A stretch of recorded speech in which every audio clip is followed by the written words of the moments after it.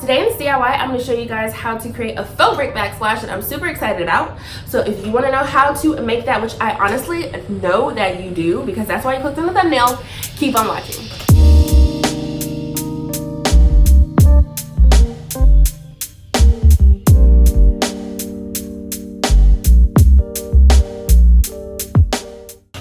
Welcome back to my channel. It is Ashleigh here, and if you are new, hey girl, hey, make sure you click on that subscribe button and the notification bell so you'll always be up to date with my latest tutorials. So today in this video, I'm super excited because it is going to be my first video in my new series that is going to be on my channel, and that is just with decorating and doing DIYs for your rentals. So it's basically just doing a couple of upgrades to your rentals that will just make your rental feel like your own.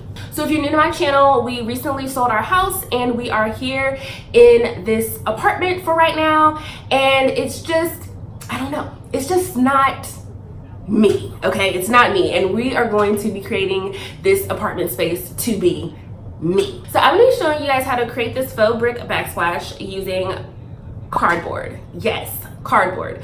So there's several different ways that you could do this. You can buy the brick paneling from Lowe's, or you can get the styrofoam sheet. I think it's like 8-foot sheet, and you get it for like $8 or $9, and then the brick paneling is like around 30 bucks. But this way by far is the most inexpensive way, besides the other method that you can do, which is using the masking tape and just adding the joint compound on top of it. But since I'm in a rental, I can't do it that way. So since we moved and we had a whole bunch of boxes, I was like, let me try this out using the cardboard. So I'm going to be comparing this kitchen to our kitchen at our house that we just sold, because I know I was supposed to do a house tour for you guys, but I didn't know how to incorporate it. So I'm going to incorporate that little house tour kind of with the several different DIYs that I will be doing in here. So we'll just do like flashbacks of what our old kitchen looked like into what this kitchen looks like now.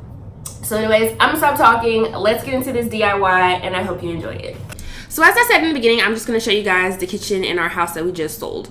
So as you can see, everything is light. So our granite was a cream color, our cabinets were cream, the backsplash was cream, and we built this house so everything was customizable, and this was my vision for the kitchen. So the cabinets had like an antique kind of vibe going on in the trim corners, and then the backsplash was cream. So everything was just light and how I like it. I love a light kitchen. The only thing that is the same is the flooring here in the apartment. Now the flooring at our house was wood, but the flooring here is like vinyl, but it's this exact same color. So that's the only thing that is the same. But other than that, it's a darker kitchen here. All right, so the first step is measuring your back wall. So you need to measure how long and how wide you need to cut your cardboard to fit on the back. All right, and now the next step is measuring out your cardboard. So you can get cardboard from Lowe's, I believe. I know you can get it from like Office Max, Office Depot, especially Walmart. And you can get you a box for like $1.42 or something like that, in that range. You don't need a bigger box. You can get the small boxes, and you're just going to start to mark off where you measured on your wall.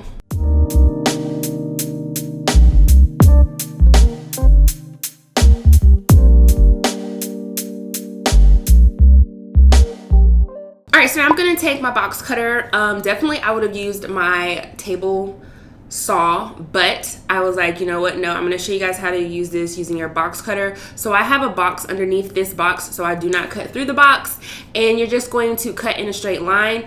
Now you can use your leveler to do this as well. I normally have a very, very long leveler, but I don't know where it is. I think it's in storage somewhere. So I'm just using this short leveler to make sure that I keep my line straight.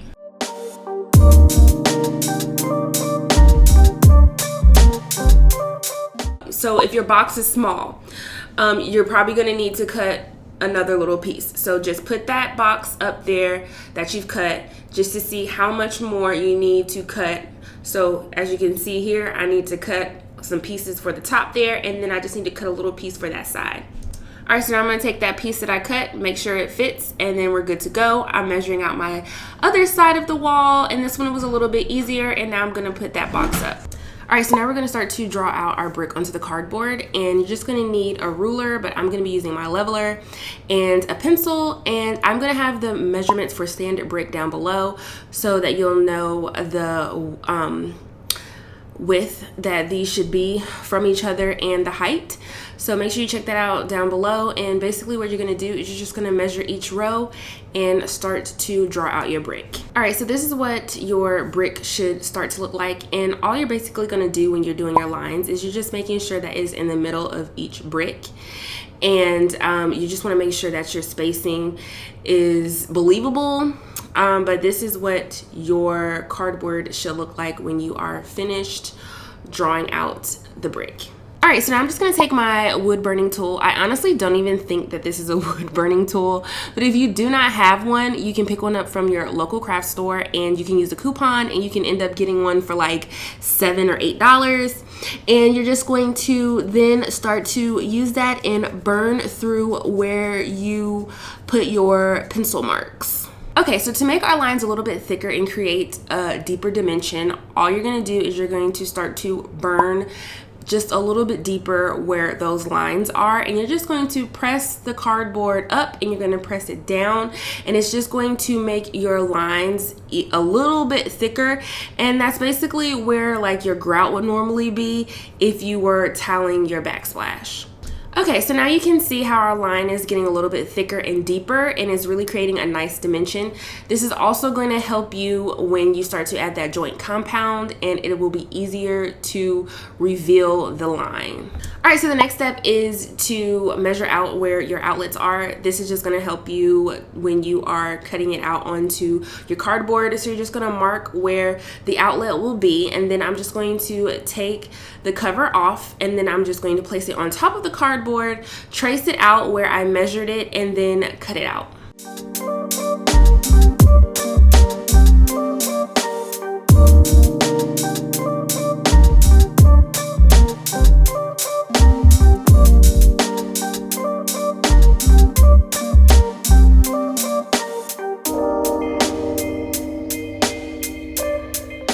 Okay, so the next step is now adding on our joint compound. So you don't have to do this step, but this is a really nice step to do if you really want to add that extra dimension and texture onto your backsplash.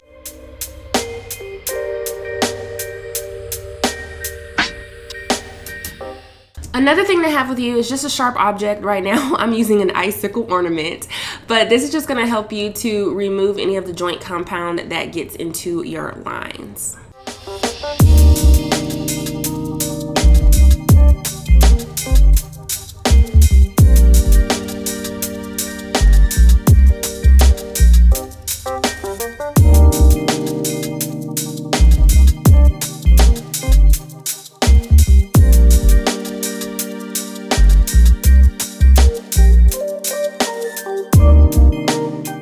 Alright, so now I'm going to add that extra piece of cardboard that I had to cut out to the other piece of cardboard using my glue gun, and all I'm going to do is glue it on top of the other piece. And once you do this and you add your joint compound, you won't even be able to tell that you had to add an extra piece. So the next step to this is adding your command strips. Now I would highly recommend that you add your command strips before you add this to your wall, and you're going to want to put your command strips on the top, the middle, and the bottom portions of your cardboard, and then stick them onto your wall so they will not bow out once you add your joint compound. And now here at the top, I'm just going to add my little slender pieces of cardboard that I cut out using my command strips. All right, so this is what your backsplash looks like after you have added that joint compound. So I let the joint compound sit on here for a full day. So as you can see, it really gave the cardboard a nice bricky texture and also a little bit more dimension. And because we burned our lines a little bit deeper, it gives it that appearance that it is grout there as well, and it really does help to add to that dimension as well. So the next step is painting the backsplash. So I'm just going to be using apple barrel paint that you can pick up from Walmart for 50 cents. Now if you like the red brick look, you can just get different shades of red. If you like brown brick look, get different shades of brown, or you can mix it up like I'm doing where I'm using reds and browns. And this is what it looks like when you start to add it onto that joint compound, and just have fun with it. So start layering your paints, mixing them together, and yeah, just have fun.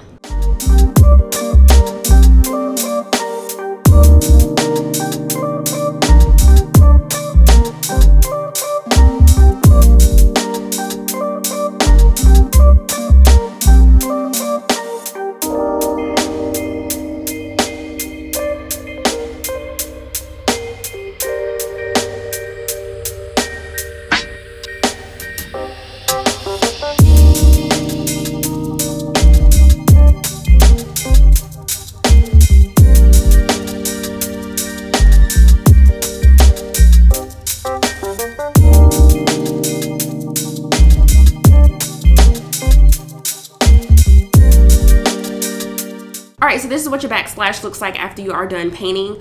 So the little white parts that you see here, it's fine that it's not painted because I'm going to whitewash over this to give it that German schmear look. But if you didn't want to do that and you just want to keep it like this, then I would definitely just make sure that I hide those little marks.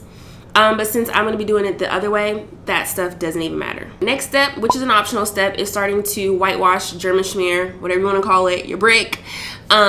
I'm adding white chalk paint on top of it so it dries faster, and also layering it up some more with joint compound to give it a little bit more texture. Just have fun with it. I'm using my putty knife to scrape off some parts, adding white, just making it look really realistic, and just do it to your liking. Have fun with it. Once it dries, it's gonna look amazing and you're just gonna be so happy with your product. Look at like all of the texture. It's amazing what you can do with joint compound, paint, and cardboard.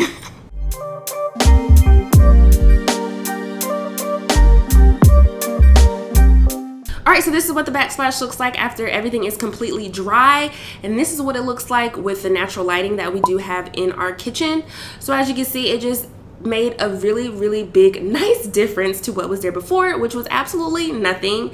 I love the fact that this is just so budget friendly, guys. Like literally, honestly, if you DIY all the time, you're gonna have half this stuff anyway, so it literally costs you nothing to do this, and it's gonna be so simple to remove because it is put up there with command strips. I just love how this backsplash turned out. I hope you guys do too, and I hope you try it. I know it looks like it was a lot of steps, but I promise you, once you get into your groove, you will have this up and done in no time. Alright, so that is the end of the video. I hope you enjoyed it, and I really do hope that you guys try this out. I promise you, this is a very simple DIY to do, and you can just upgrade your space in minutes, and it is very affordable. So if you enjoyed this video, as always, make sure you give it a big thumbs up. Make sure you comment down below to let me know what you think, and I will see you in the next one. Bye!